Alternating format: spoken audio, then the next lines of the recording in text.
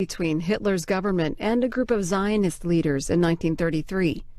The agreement called for the transfer of 55,000 Jews and $100 million to Palestine in exchange for calling off a planned economic boycott of Nazi Germany by Jewish organizations. Barnes & Noble Booksellers in Rockville, Maryland, hosts the hour-long event. So we're here with Edwin Black, and most people know you for some of the bestsellers, some of the books that Mitchell has just referred to. IBM, The Holocaust, War Against the Weak, Internal Combustion, Banking on Baghdad. All of these books, bestsellers, were written, however, in the 21st century. You have, I understand, somewhere around 69 different editions, published in about 14 languages in 61 countries. The question that we're focusing on today was actually your first book, called The Transfer Agreement, the dramatic story of the pact between the Third Reich and Jewish Palestine. This book was published in 1984, so it's been 25 years ago. And at the time that it came out, I remember there was a tremendous amount of media attention, and also it was a very controversial book. It was one that there was a tremendous amount of discussion about it, and so that's really what brings us here today. Let's go first to that issue. What was it about the publication of this book and the thesis that you were putting forth? What was it that garnered so much attention and so much controversy? The story of the transfer agreement is the story of the pact between the Zionists and the Nazis that was launched in the first weeks of the Third Reich in 1933. It began in the spring of 1933 and was consummated in August of 1933. Most people don't know that when Hitler came to power, the Jews actually fought back, and they fought back hard, and they fought back immediately. Hitler came to power on January 30th, 1933. The first concentration camp was actually opened up a series of them between March 8th and March 10th of 1933. The anti-Jewish laws followed shortly thereafter. And by March 27th of 1933, the Jewish war veterans had actually started a series of international protests and marches. And on March 27th of 1933, 1 million protesters jammed Madison Square Garden, and there were boycott and protest movements all over the globe, led by the Jews, but certainly involving the interfaith community, the labor unions, anyone who wanted to profit at Germany's expense and to protest the Nazi regime. So we're talking, this is about 10, 12 years before the onset of World War II. World War II began at 6 a.m. on September 30th, 1939. So, right. So we're talking, Hitler came to power in 33, the Nuremberg Laws in 35, Kristallnacht in 1938, the war in 1939, and most of the genocidal period, the so-called final solution, I guess, would have begun in the summer of 1941, the fall of 1941, and then commencing at full speed in 1943, 4, and 5. So what the Zionists did was they realized that protest was fruitless. Let's take a moment. Let's be sure we define Zionists. Those are the people who, what were they doing? The Zionists? I believe that most people don't know what the word Zionism means. Let's start with that. Well, at the end of the 19th century, there were a number of nationalistic movements across Europe. There was the concept of Armenian nationalism, there was East European nationalism, the Ottoman Empire was falling apart. There was a wide group of people who were seeking to self-govern. One of these many groups was the Jewish people, and Zionism is nothing more than Jewish nationalism. So we're talking the Jewish nationalists. The Jewish nationalists, okay. The Zionists, seeking to legally organize themselves into a state under international law, which was done through the League of Nations. Okay.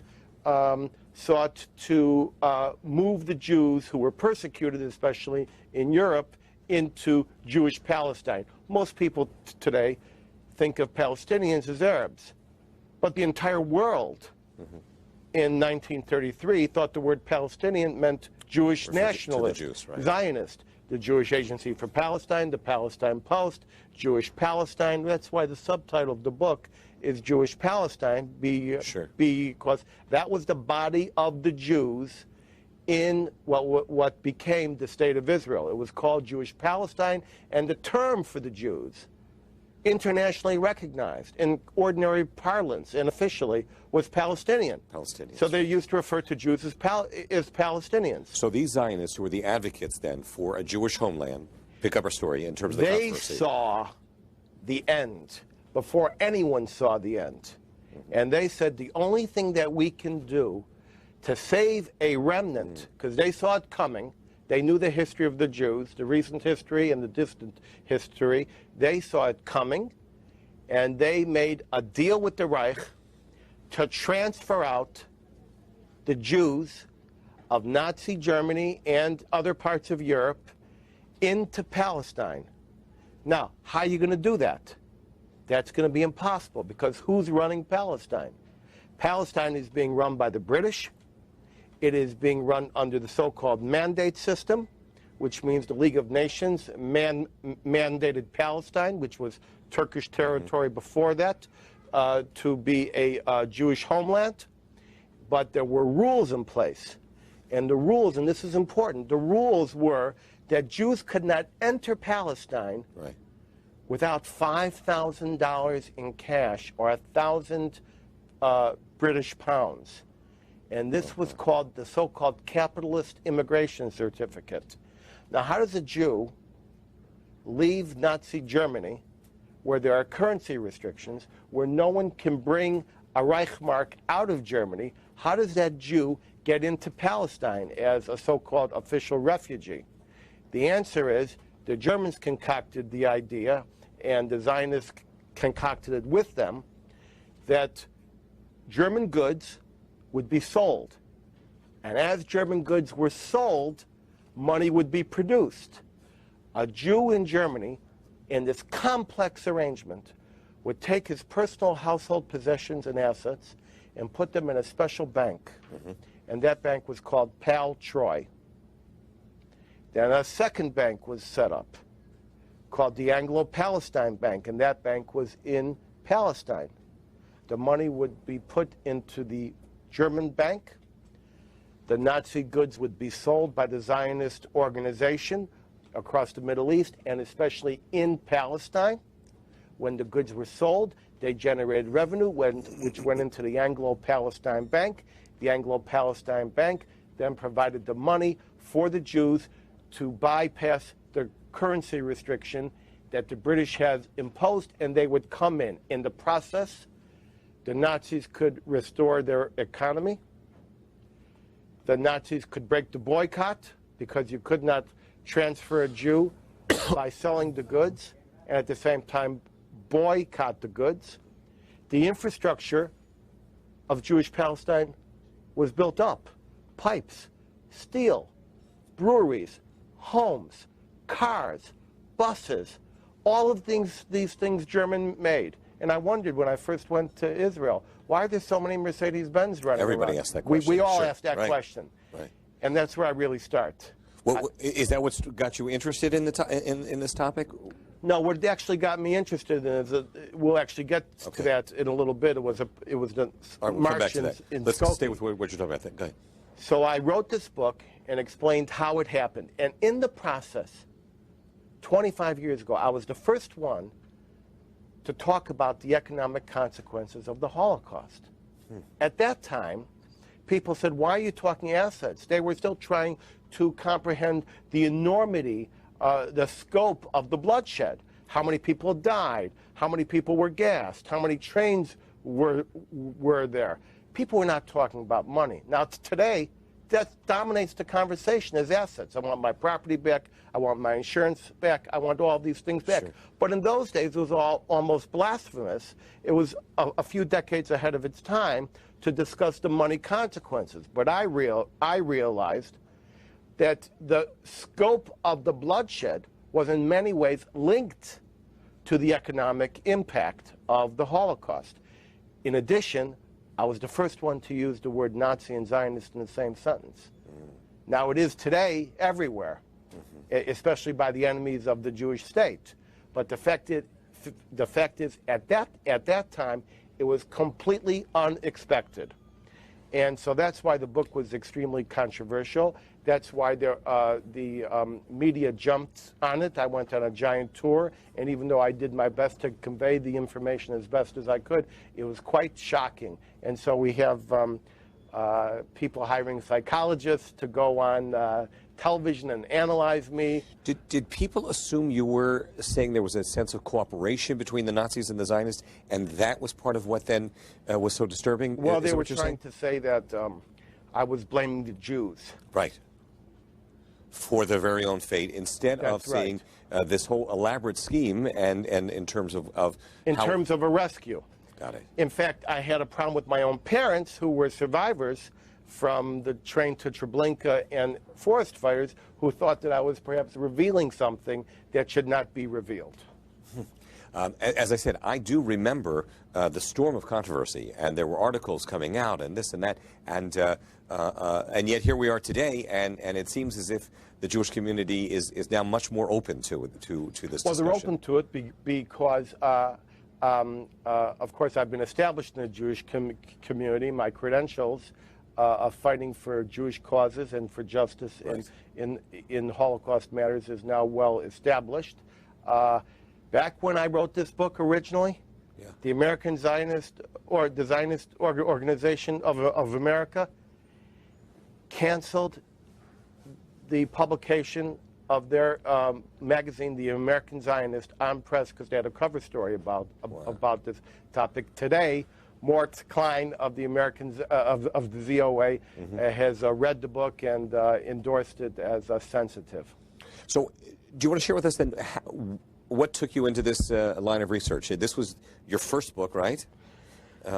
This was my first book, and prior to that, I'd been a local investigative reporter. I had done some international undercover investigations.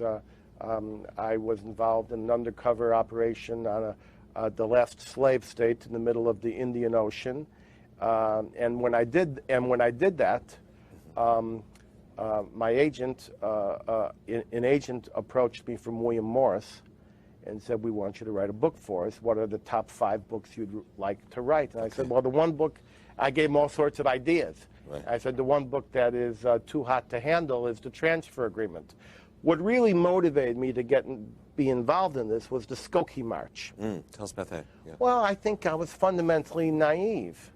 I was in such a cloistered, typical Jewish neighborhood environment that I couldn't understand how Jews could operate against their perceived self-interest. And during the Skokie March, I interviewed the Jewish attorney for the Nazis.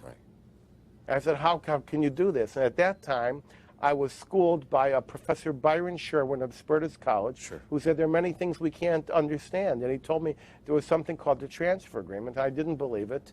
And finally, I assembled a team of 20 or 30 historians and Holocaust survivors and children of Holocaust survivors. There was no second-generation movement. We went into 5 or 6 countries, accumulated all of the information. Some of it was not even in the archive. It was under people's desks. It was being protected. I went into the Jewish Agency. I went into the Leo Baeck Institute. And I found the information, I assembled it, and I produced a book. So you're taking us to the process of putting it together.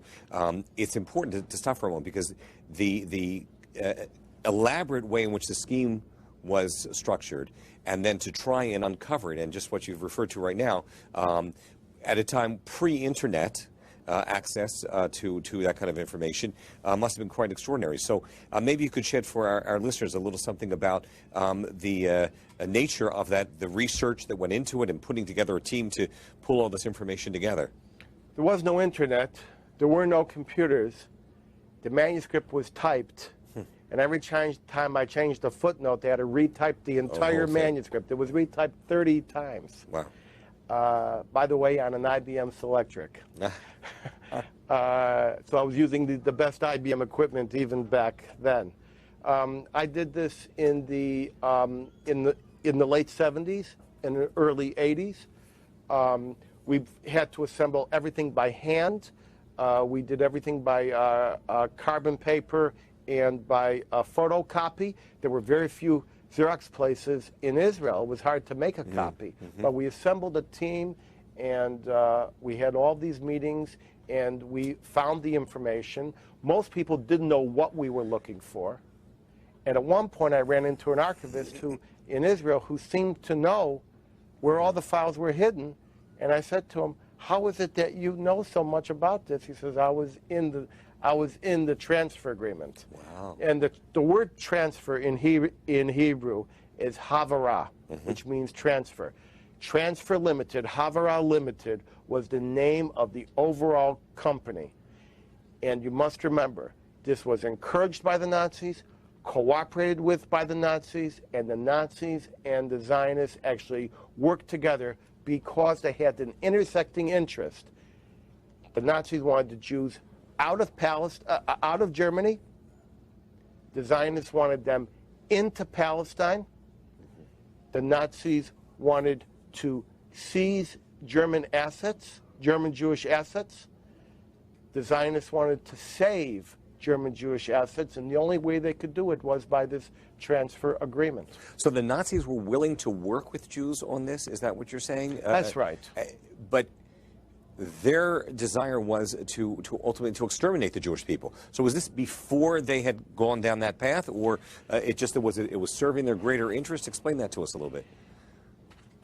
Understanding the Nazi period for real is understanding a complex set of situations. It was actually Byron Sherwin from Spertus College who schooled me on the new approach to understanding both the reality and the perception of reality.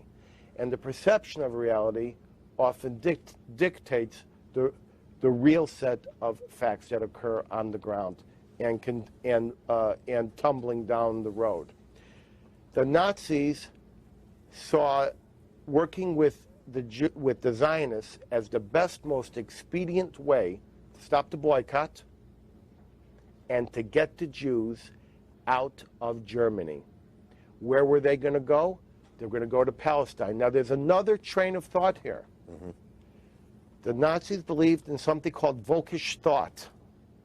That means ethnic primacy. Okay. And they believed that the Germans had the Völkisch primacy in Europe, and they thought that the Jews needed to go to Palestine, quote, where they belonged. And so you had the fantastical idea of Goebbels and others publicly endorsing Jewish emigration to Palestine.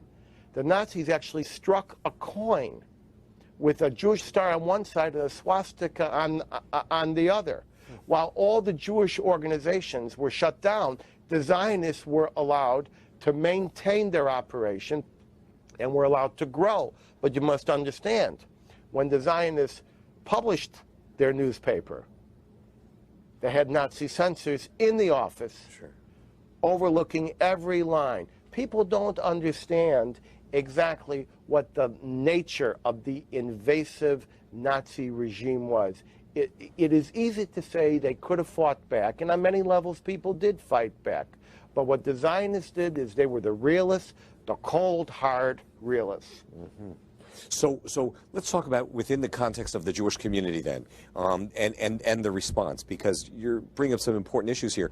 There's a lot of misunderstanding. Were Jews passive? Were they resistant? You alluded a little while ago to the nature of an anti-Nazi boycott.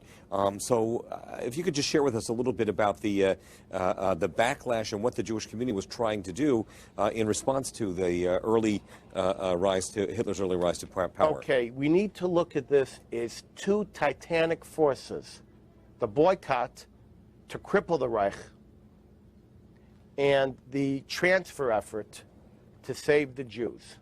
They seem to be on competing, parallel competing tracks here, yes? No, they are on a collision course. That's what I meant, collision. Okay. They're on a collision course because they cannot coexist. Right.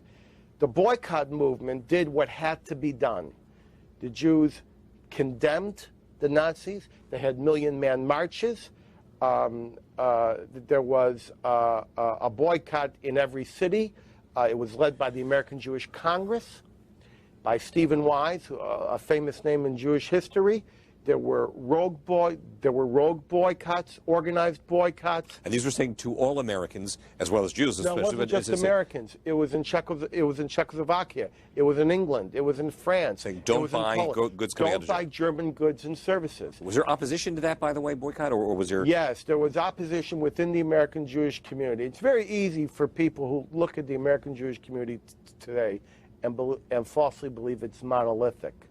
But you and I both know that the Jewish community back in the 30s was anything but monolithic. Sure.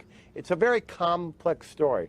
But the Jewish community was comprised, the Jewish leadership in this country was mainly run by what were known as German Jews, Hofjuden, which is the courtly Jews. They didn't want to rock the boat so much. Not only did they not rock the boat, they had led all the vigorous boycotts and protests against the Tsar, against France, against Damascus.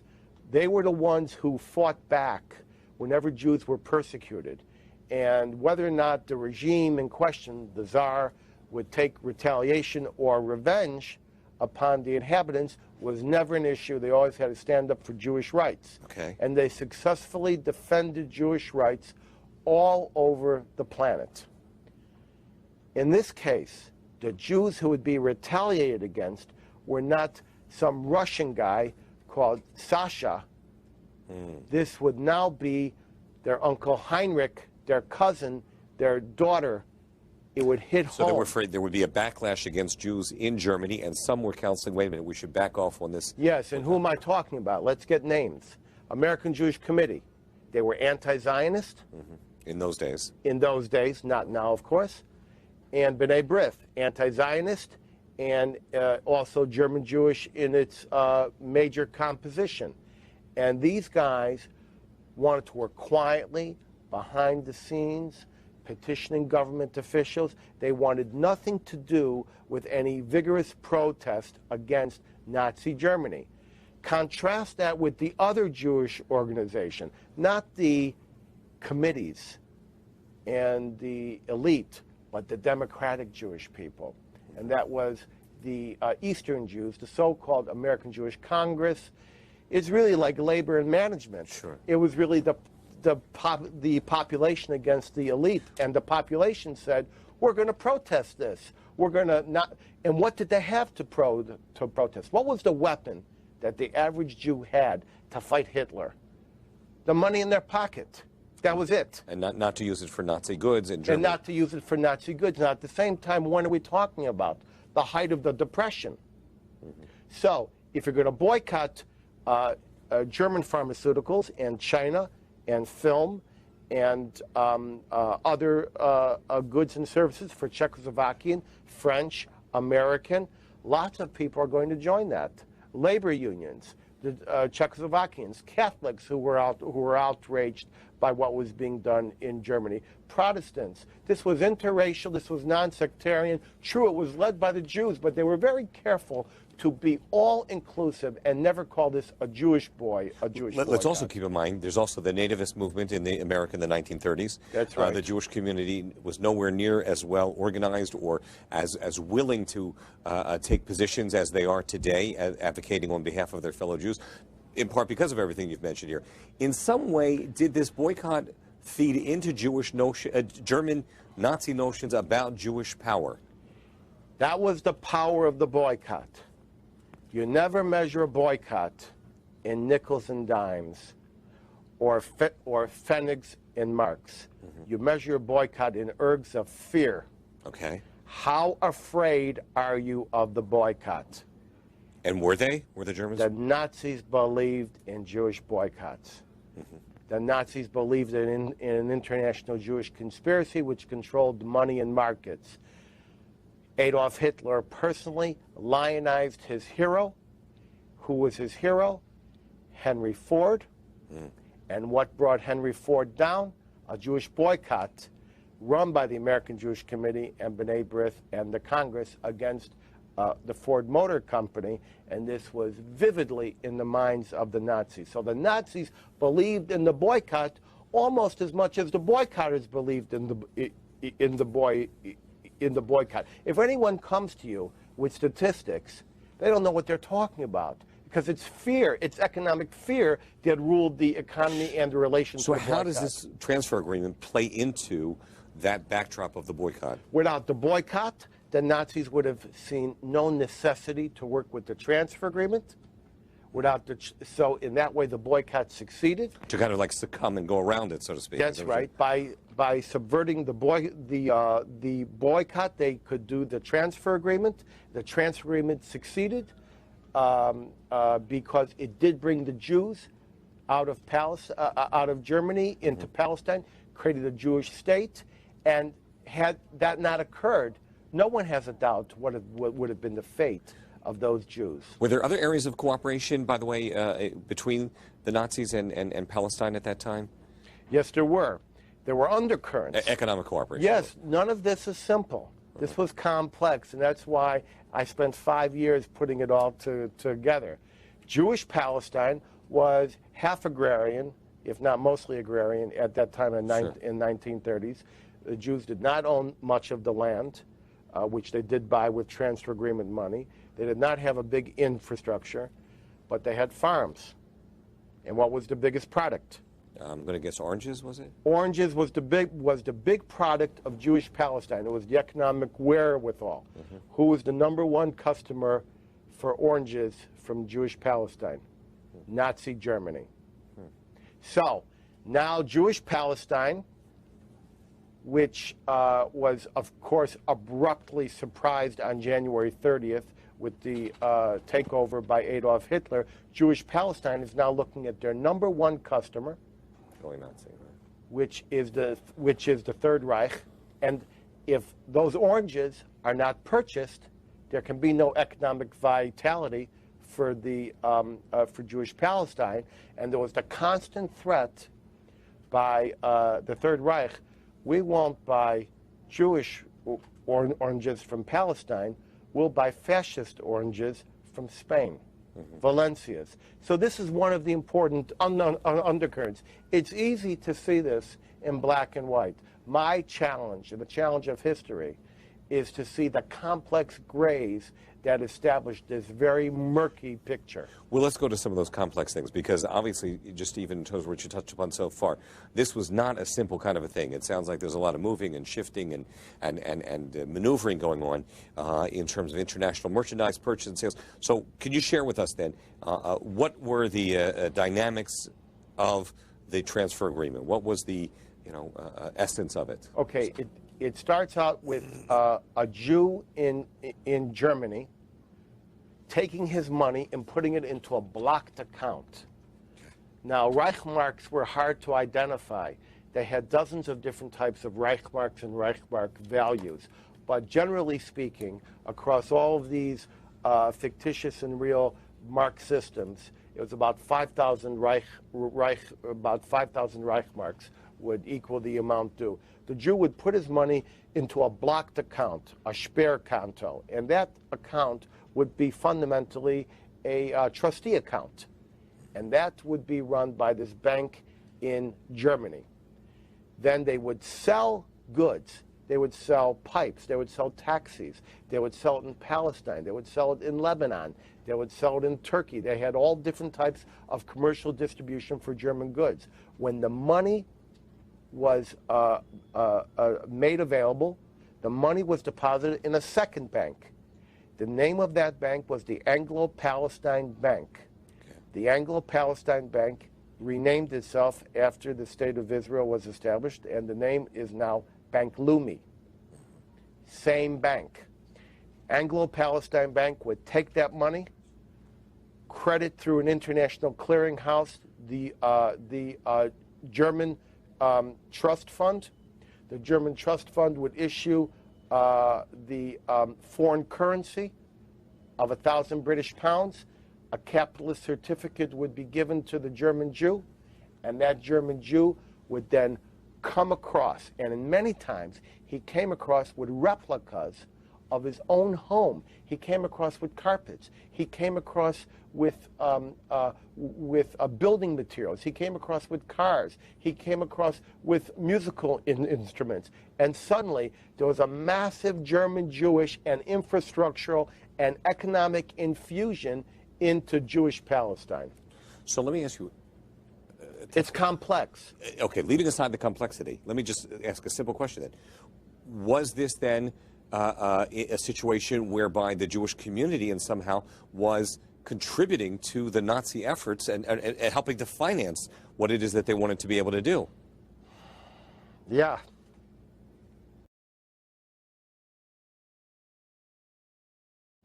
The Anglo-Palestine Bank renamed itself after the State of Israel was established, and the name is now Bank Leumi.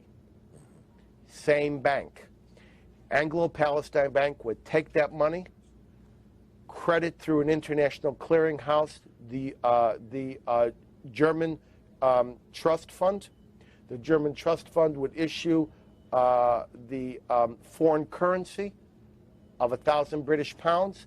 A capitalist certificate would be given to the German Jew, and that German Jew would then come across, and in many times he came across with replicas of his own home. He came across with carpets. He came across with building materials. He came across with cars. He came across with musical instruments. And suddenly there was a massive German Jewish and infrastructural and economic infusion into Jewish Palestine. So let me ask you. It's complex. Okay, leaving aside the complexity, let me just ask a simple question then. Was this then a situation whereby the Jewish community and somehow was contributing to the Nazi efforts and helping to finance what it is that they wanted to be able to do? Yeah. And that must have been also one of the causes for such an explosive reaction to your book, right? Yeah. It's a deal with the devil, not with the angels. It's a deal with the people who want to kill you. So basically, every time they rescued a Jew, they paid into the Nazi economy. And it's worse than that. I mean, there were many dynamics that I never even wrote about, but the Jews were compelled.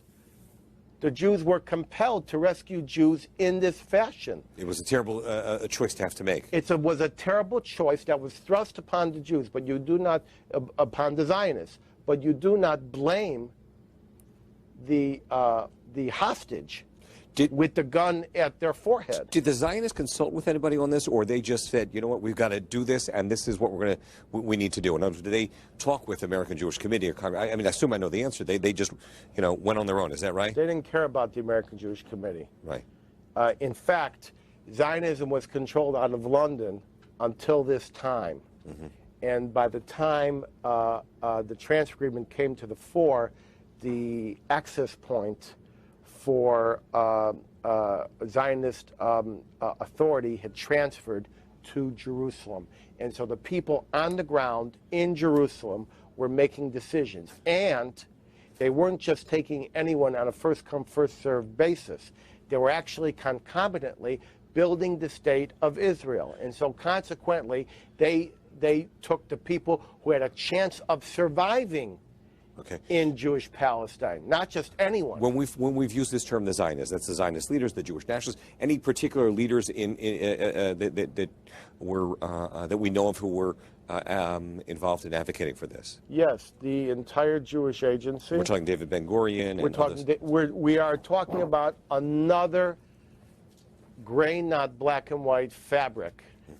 Just as I said, the American Jewish community was divided between these two different blocks. In the Zionist community also there were. The Zionist community was also not monolithic. There was what was called at that time the Labor Party, the Mapai Party. Sure. You're talking about people like Ben-Gurion. You're talking about a guy by the name of Chaim Arlazarov. Sure. Everybody who's been to Israel has been down the street called Arlazarov. Absolutely right.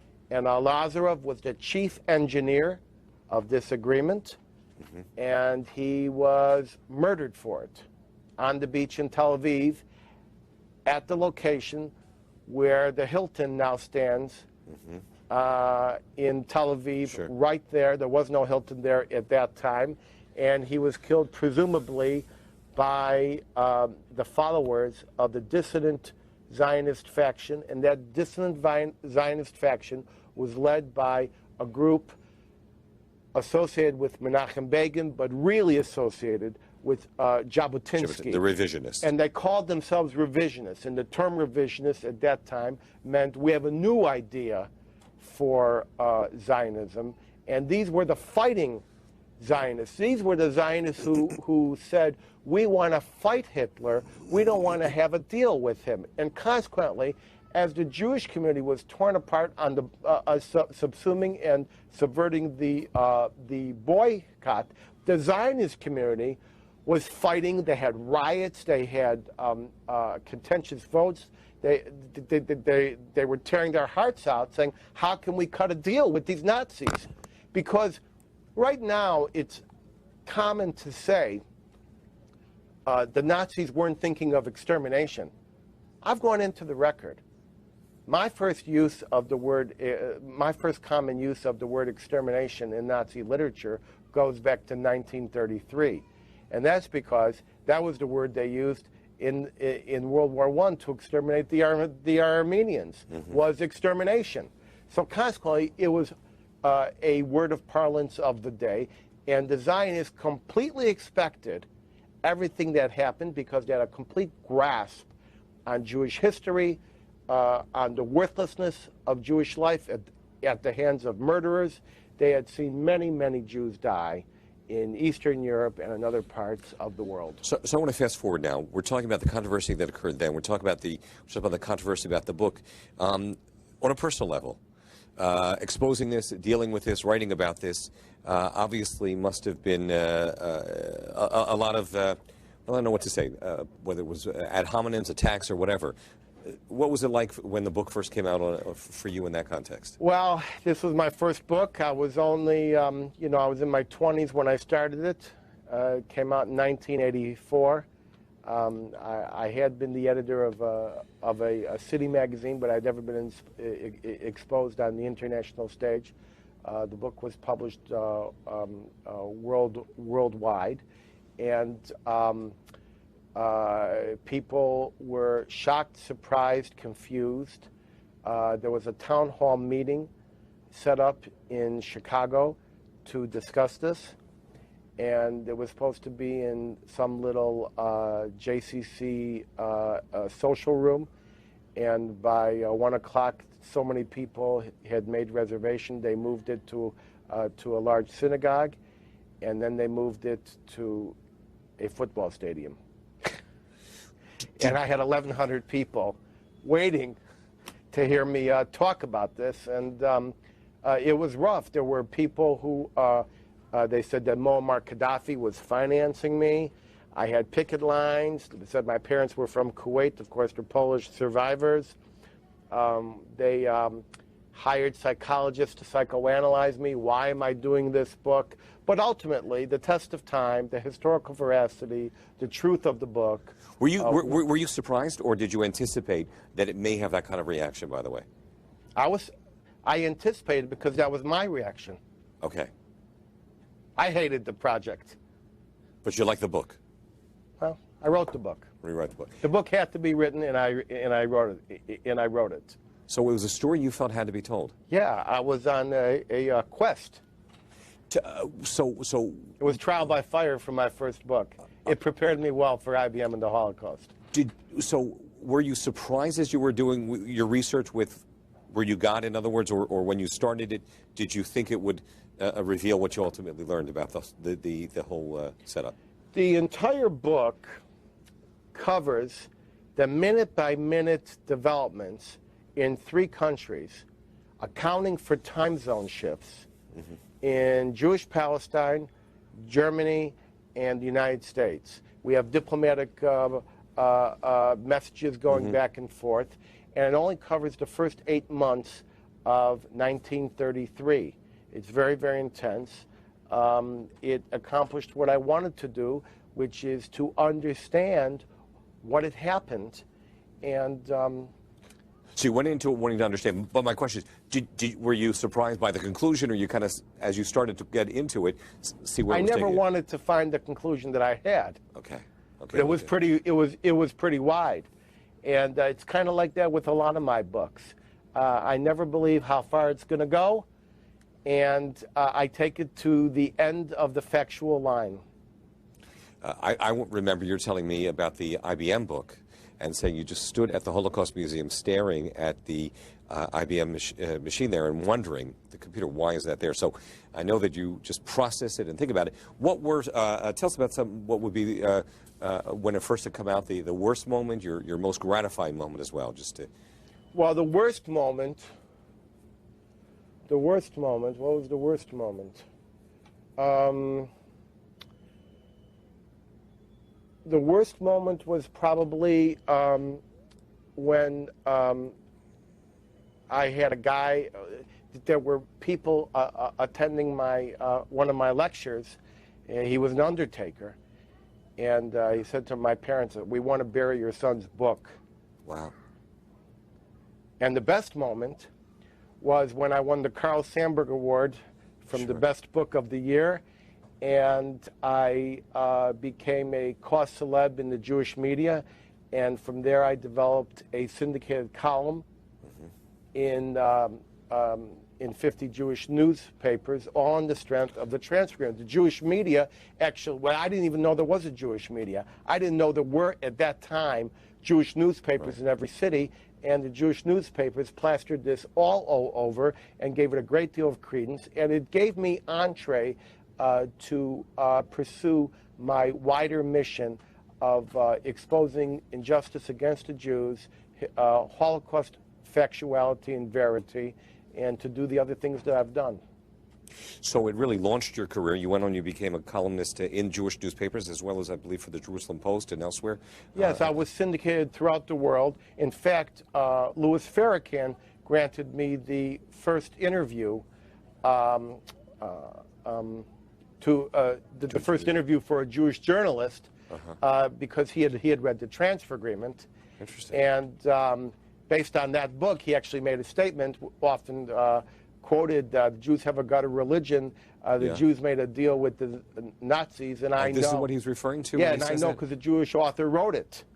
And so there are a lot of antagonists who use this information to invalidate the Jewish state, and who use this information falsely to claim that the Holocaust did not exist. Is just, but these same people will use the Bible, the biography of Golda Meir, the autobiography of Ben Gurion, Moshe Dayan. They will use anything that they have, and they are frustrated by the fact that I have brought out the truth, which is that that the Zionists rescued Jews. Now, there were transfer agreements in other countries. There was the potentiality of rescuing millions of Jews. Millions of Jews could have been rescued. You have to ask yourself whether or not the Nazis would have been stopped by people running up and down the street with placards, or whether it took something more.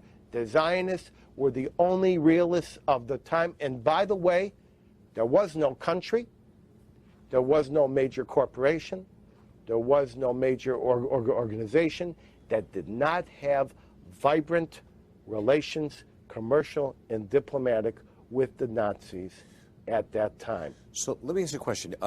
Your website lists the many different books you've written on, topics you've talked about, whether it's oil addiction, whether it's the Holocaust, whether, other topics. If I'm not mistaken, this is not one that you usually talk about. Right. I do about 300 events a year. I talk about IBM and the Holocaust. I talk about oil addiction, Nazi Nexus, all of these books. I don't talk about the transfer agreement. It almost seems to me, if I can say this, I don't want to be psychoanalyzing, you said before, almost like you have a love-hate relationship with it. Yeah, I do. Yeah. I always tell people, read this book last. I've got eight, 9 books. In fact, I told a reviewer from the Miami Herald, if you review this book, you're going to hate it.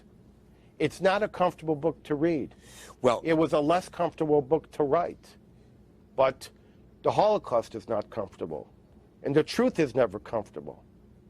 Now, in the back of the book, as well as in the when you signed it, and you did this for me as well, you wrote, you asked the question, was it madness or was it genius? Yeah. You want to shed any light on that? Do you want to? Well, all genius is based on madness. So it was both. Well, it's a brilliant work and an important one. What I want to do now is I want to turn things over to Mitchell Bard, who is going to share with us some questions that some other scholars have submitted, and we'll take it from there. Well, it's hard to know where to start with this subject, but Martin Gilbert, who, as you know, is Winston Churchill's biographer, and he's the author of a number of books on the Holocaust and author of a forthcoming book on Muslim rules, a 1,400-year history. He wrote, "What do you think would have been the impact on the Israeli ability to absorb Holocaust survivors in the 1940s had the transfer agreement not occurred in the 1930s?" The main value of the transfer agreement, this $1.9, 1.4 to 1.7 to 1.9 billion dollars, equivalent dollars in today's money that was transferred over, was not trinkets. It was fundamentally infrastructure. When Jews came over during the Hitler period and en masse, and after the fall of the Third Reich, they came over in huge waves. Where were they going to live? What water were they going to use? Where were the roads going to be? Where were the lands? Had the transfer agreement never occurred in the 1930s, there would not have been the infrastructure to rapidly absorb all of these Jews. Let's remember this. The Nazi program was continued, as you well know, after World War II by the Arabs. They expelled approximately 1 million Jews from Arab lands in the years after the fall of the Third Reich. These people were not put into refugee camps. They were quickly absorbed. The name of the immigration ministry in Israel is called the Ministry of Absorption, and they absorbed these people. And so the answer to Martin Gilbert is that had Israel, the state of Israel, not been aided with this important impetus during the Depression years, it would have been, I think, difficult to absorb hundreds of thousands of Jews who came en masse during the years to follow. And this was, in fact, anticipated. I have another question from Professor Samuel Edelman in Chico, California, who's the Executive Director of Scholars for Peace in the Middle East. He asks, there were other transfer agreements across Europe, such as one in Czechoslovakia, Romania, Hungary. Why didn't those succeed in transferring more Jews to Palestine? Well, this is true. There was a transfer agreement in Italy. There was a transfer agreement in Czechoslovakia, in Romania. They each had their own financing schemes. And as the situation became more dire for the Jews in Europe, remember Hitler went into Czechoslovakia and he went into Austria and he began to take over Europe. The Zionists rushed frantically to set up more transfer agreements to save the Jews, because you must remember this very important statement, and I will quote you a phrase you know well, that Chaim Weizmann said, the world is divided into two places. Those places where Jews cannot live and those places where Jews cannot go. Most people think that Evian is just water you buy at the store. The Evian Conference lives with us in 1938 as what to do with hundreds of thousands of refugees, where the doors were shut. So Palestine was the only door open to the Jews. They weren't allowed into most of the nations of the world. So these transfer agreements had the possibility to transfer hundreds of thousands of more Jews. Romania, Hungary, most of the Hungarian Jews were wiped out in transports. They were organized by, in Hungary by the, one of the members of the board of directors of IBM, Edmund Wiesenmeyer. And imagine if these Jews had come by the boatload, literally, into Jewish Palestine. What happened? The war happened. Economics stopped. International trade became illegal. And the Zionists were not able to continue transferring these monies out in an effective and meaningful fashion. And so the war caught up with the transfer agreement before the transfer agreement could catch up with the genocide. Professor Byron Sherwin of Spertus College, the author of many books on ethics, and most recently The Life Worth Living, who was also, you mentioned, the scholar who first told you about the transfer agreement, asks, you first heard about the agreement in an interview you did with me in the 1970s. I recall that when I told you about it in very general terms, you found it hard to believe that it actually happened. Now, after all your research, writing, and thinking about it, do you still find it hard to believe that it happened? I didn't believe it happened in those days because I wasn't smart enough to know that it happened. I wasn't wise enough to know. I'd barely been out of Chicago. The march in question was one in Skokie, where my parents lived. It was just outside. If I was presented with this information now, I would believe it in an instant. I would have never believed that IBM would have had a 12-year pact, a widespread commercial coalition with the Third Reich to identify the Jews and even to create the basis of the Auschwitz tattoo. I would have never believed that the Rockefeller Foundation would have financed a program that sent Mengele into Auschwitz. I believe all of these things now, and I believe them because of the trial by fire that I had when I did the transfer agreement. Professor Sherwin offers a second and very penetrating question. If the revisionist Zionists led by Vladimir Jabotinsky and Menachem Begin had been controlling the Jewish Agency instead of Chaim Sorov, would there have been a transfer agreement? Would there have been German reparations to the State of Israel in the 1950s? And what might have been the economic and political outcomes for the State of Israel in its very early history? Well, I'm constantly asked what-if questions on the transfer agreement. What if the boycott had succeeded? What if the transfer agreement had never been there? But here's one I think I can answer. And it's very dangerous. If is the sketchiest word in history. What if?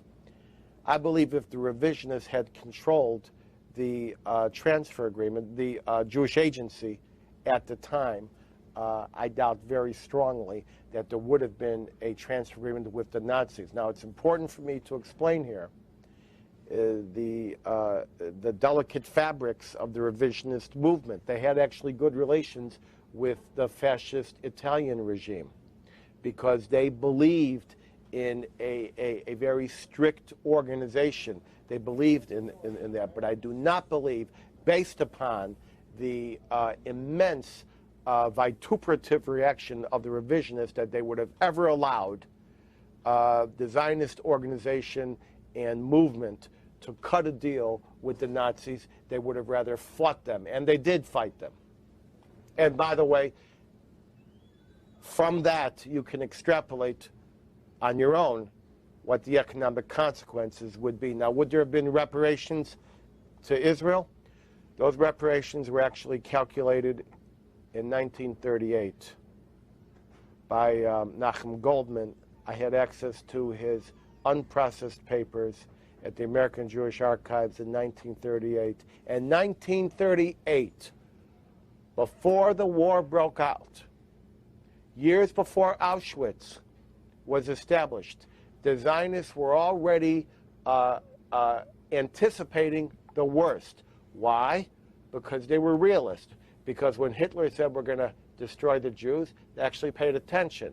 And they actually went out and did mathematical calculations on Nachum Goldman. I have the report. I've never mentioned it until this moment, on what the anticipated destruction, economic and human, would be if Hitler succeeded. And Hitler almost succeeded. He succeeded 99% in many countries, and he was stopped, but just barely. You mentioned 1938. That was also the year of Kristallnacht. We're coming up on the 71st anniversary in another week or so. And you wrote a distinguished book on Kristallnacht. Right. And one of the things I found in my book, 48 Hours on Kristallnacht, was that even after seeing what went on, the U.S. government wasn't willing to actively rescue Jews. What did you find in your book and your research about the U.S. government's position back in 1933 and at the time of this agreement? Well, I think that the doors began closing for the Jews very quickly after the first months of 1933. There were refugees everywhere. We're talking about South Africa. We're talking about Australia. It was very common for Jews in Germany to escape to Austria. And in 1938, they went from Austria to Czechoslovakia, and then the Germans followed them there. And from Czechoslovakia, they went to France, and then the Germans took over France, and in a bifurcated fashion. And so it was the Jews. When Chaim Weizmann said, "The world is divided into places where Jews are not allowed to be, and not allowed to go," it was the reality, and this was the dire challenge of the Zionists. There's an important dichotomy here. Are we going to make an effort to restore Jewish civil rights or to rescue Jews for national rights? Either going to take $1 to keep a Jew where he is and help him get through the starvation imposed upon him. We're going to take $1 and transfer him. This is real politics. Remember, even the relief packages that were given to German Jews to get through starvation, those also went into the German economy. This is too complex to be black and white, and too complex for, it was almost too complex for me. That's why it took about 5 years to figure out. Walid Phares in Washington, D.C., who is an expert on Middle East affairs and the author of The Confrontation, Winning the War Against Future Jihad, asks, what do you think would have been the impact or lack of it on the Israeli economy and modern Israel if there had never been a transfer agreement? There are many institutions today, such as Mekorot, the water company, which are taken for granted. These are infrastructural companies, and these companies occurred due to the investment that came over the transfer of assets. Now, it's common for some people to say, well, the transfer agreement did not rescue people, it rescued money. That's not true. It rescued people.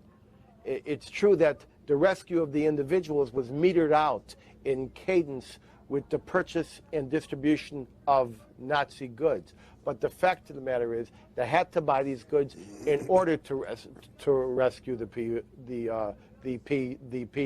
people. Now, what's interesting is, when the Jews were in concentration camps, they didn't say, I'm German. They didn't say, I'm Polish. They said, I'm a Zionist. I wish to live. And the Zionists endorsed that. Jews have a right to live, and they saved the remnant, and they saved the remnant with the gun to the head. And that gun has never been removed from the temple, even though it's gone an inch or two away. The gun is still always cocked, and if I could just put an asterisk in for modern times, we still have today the Iranians trying to do in 12 minutes what Hitler could not do in 12 years, which is wipe out the Jews. And so the Zionists understood that there needs to be a strong Jewish state so that Jews have the same national aspirations other groups do. Martin Cohen, a student in Jerusalem, asks, why did so many other historians fail to write about the transfer agreement and the anti-Nazi boycott? They didn't want to. The transfer agreement was understood.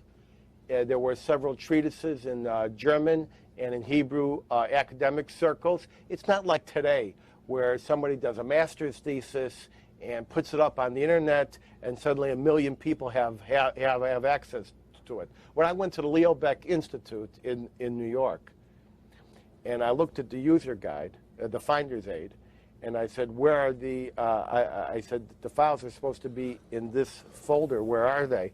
They're not in this file. They're not in this cabinet. Where are they? He said, they're underneath my desk. And he gave them to me. The book tried to do what many historians does not seek to do, which is to be all-encompassing on a narrow topic, instead of doing a very slender matter. And so I had to work not in 1 or 2 archives, but in 20 or 30. And I had to put all this together. And this was how this was the invention of the Edwin Black approach to Holocaust documentation. Never to look at one place, but 20 places, and to put it all together in a giant puzzle. But the short answer is why they didn't want to, why they didn't do it. They didn't want to. Well, James Matthews. And by the way, yes, I didn't want to. I could see why, given the uncomfort of the whole subject. James Matthews in Sydney is a reader who wrote, could the worldwide anti-Nazi boycott have toppled the Hitler regime if not undermined by the Zionists, or if it was endorsed by the Zionists? It's another one of these what-if questions that is impossible to answer and inappropriate to answer, but I'll try. The boycott would not have been, was not capable of toppling the German regime. Because remember, we're talking about a regime, people who quote statistics on the German economy don't know what they're talking about. This was an illegal, corrupt economy that stole other people's money as their own economic wherewithal. When they stopped stealing it from their citizens, they stole it from neighboring countries. It was a fascist economy. So it would only make the Hitler regime more desperate. But what the boycott could have done is possibly, in its early stage, had an impact on some of the policies. And we see it did have an impact, because without the boycott, there would be no transfer agreement. The only reason the Nazis felt compelled to negotiate with their enemies, the Jewish nationalists, was because this boycott was a weapon that the Nazis, in their mythical confusion, actually feared. On the subject of the boycott, Joyce Nelson in New York, another reader asks, was the anti-Nazi boycott just a boycott of Jews, or was it bigger than that? It was way bigger than that. It was never called a Jewish boycott. There were Catholics involved. Some of the greatest figures in the New York Archdiocese and Boston Archdiocese were involved. The Polish were involved. Labor unions were involved. The Protestant community was involved. The organizers of the boycott against the Nazis were very careful to sculpt this as not just a Jewish tragedy, but one which was threatening the world. You know what they say? The Jews first and everybody else second. And that's why they did it the way they did. It was extremely credible. But then when the Jewish organizations backed off the boycott because of the transfer agreement, it was left to a bunch of unsupported, random people who for years walked up and down the streets with protest signs and still carried the torch. And I'm glad that they did.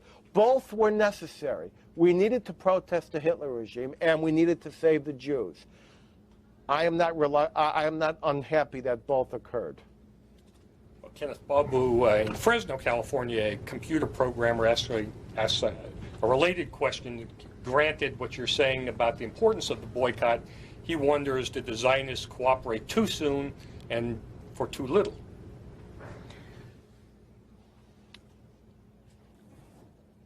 People need to understand the minute-to-minute life in Nazi dominator.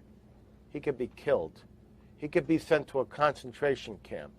There was a limit to how far the Zionists could play their own cards. And the best card that they had, the best card, was that people over there who we can't control, these American Jewish organizations, are protesting by the hundreds of thousands and bankrupting your companies, which were falling by the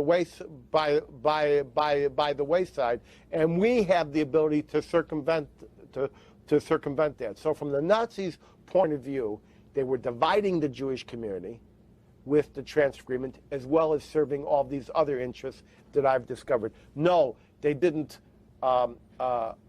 do too little too soon. They did as much as they could as soon as they could, but they did it in a different set of modalities. A student in Berlin, Dennis Katz, asks, did the Zionists think that Jewish Palestine would be safe from the Nazis, or were they afraid that given Hitler's designs on the Middle East as well, that that would also be a dangerous place?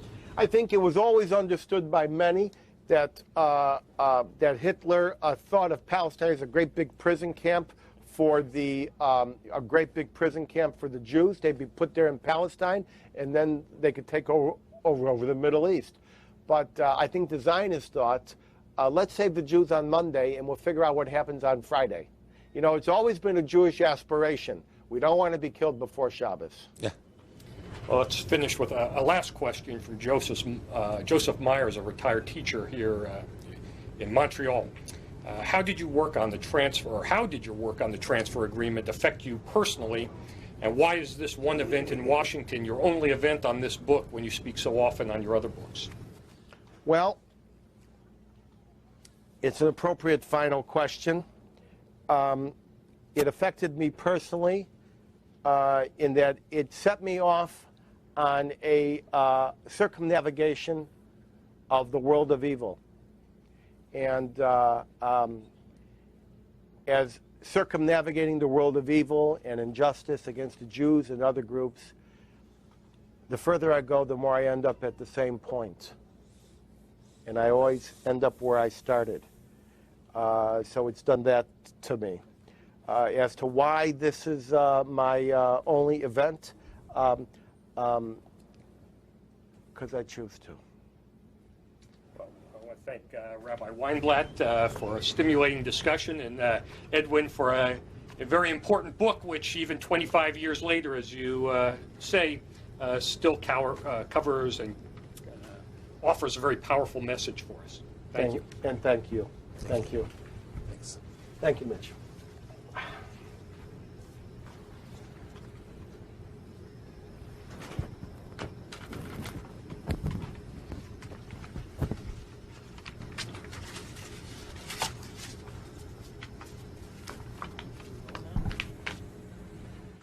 Edwin Black is the author of many books, including IBM and the Holocaust, War Against the Weak, and Internal Combustion.